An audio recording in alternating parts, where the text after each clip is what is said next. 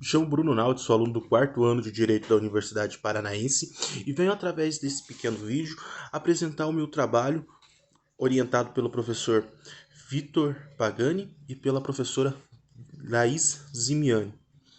Eu venho falar hoje sobre o termo de consentimento médico e a sua validade no direito brasileiro.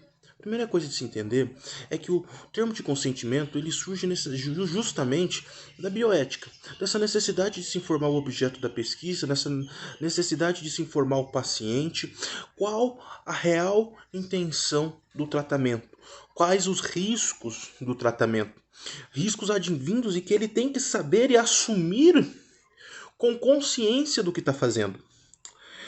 Por isso, o artigo 34 do CFM ele vai especificamente dizer o seguinte, que o médico deve informar ao paciente todos os riscos e informar ainda assim todo o diagnóstico ao paciente para que ele tenha ciência do tratamento em que está sendo submetido.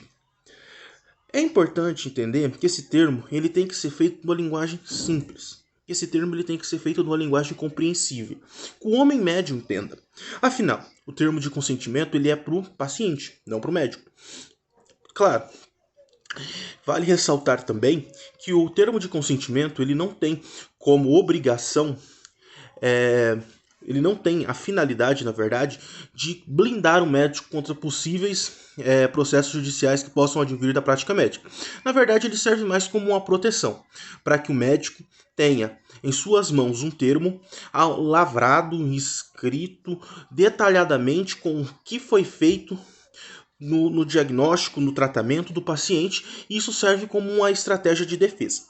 Vale lembrar que o termo de consentimento ele é uma espécie de negócio jurídico. Então, logo, ele se submete a todas as especificidades de um negócio jurídico, ou seja, a pessoa tem que estar livre, ela não pode estar coagida. O termo de consentimento não pode ser um termo simulado, um termo genérico, um termo que dê informações ou que prometa coisas impossíveis de serem feitas. Outra, o tratamento tem que ser previsto em lei. Não pode ser um tratamento que não esteja regulamentado pelas autoridades. Outra coisa muito importante de se dizer é que o termo de consentimento, mais do que um negócio jurídico, ele serve também como uma espécie de contrato firmado entre o médico e o paciente, aonde o médico ele se obriga a cumprir estritamente o que está no termo de consentimento, caso não em risco de iminente de vida e morte do paciente, esse termo inclusive ele é dispensado. Ou seja, na iminência da morte do paciente, o importante é salvar a vida do paciente. O termo de consentimento colocamos em segundo plano, quando o assunto é a vida do paciente.